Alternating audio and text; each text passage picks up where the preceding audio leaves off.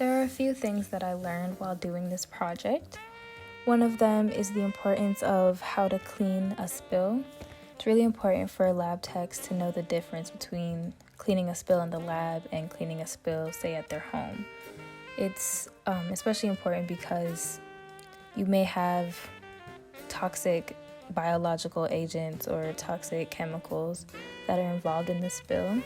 So it's important to use the proper absorbent material and then disinfect the area completely. And you may need certain contact time while disinfecting to make sure that it's properly cleaned. And if you do have glass involved, it's important not to use your hands and to use any other dustpan or other tools that's helpful for cleaning up the glass without using your hands. Another thing that I learned is how to use the biosafety cabinets. If you misuse the biosafety cabinet, you could possibly cause harm to yourself or cause harm to the environment. So it's important that everybody knows how to use it, everybody's trained properly, and sometimes it may require somebody to have a supervisor watch them during the first couple of uses of the biosafety cabinet. After doing this project, I have learned that there are many things that are very important that allow a lab to operate safely and smoothly, but there are two very critical things that I would like to reflect on, which are SOPs and training programs. I have learned that the importance of SOPs is to ensure that operations and experiments are performed consistently and safely to maintain quality control of processes, protocols, and agents within the lab. If everyone in the lab follows SOPs, this helps to create a culture of safety. This project also taught me how important training programs are for new employees.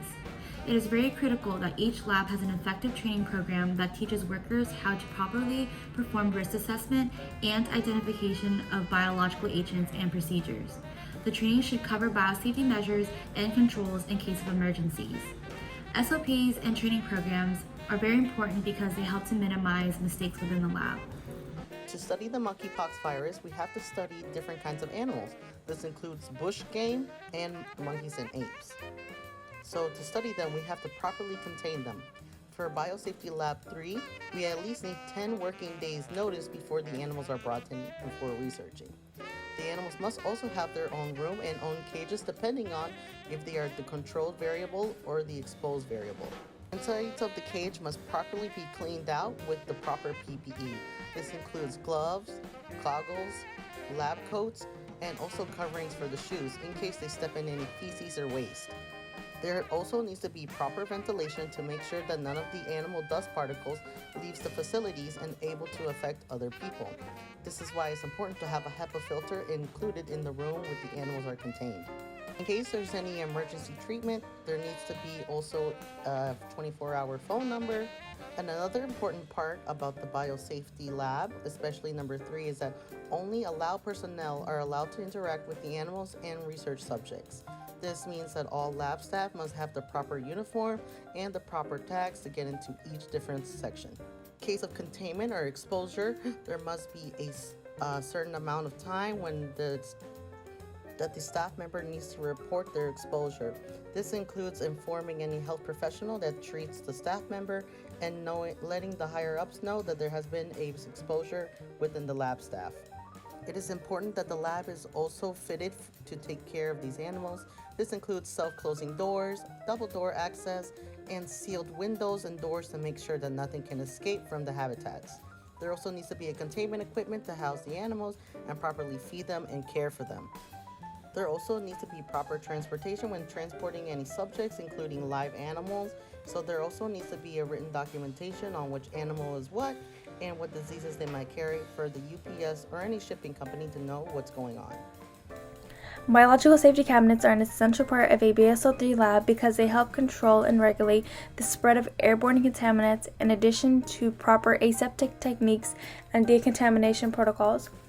Biological safety cabinets are especially important in laboratories like ours, in which a BSL-3 organism, monkeypox, is being experimented with.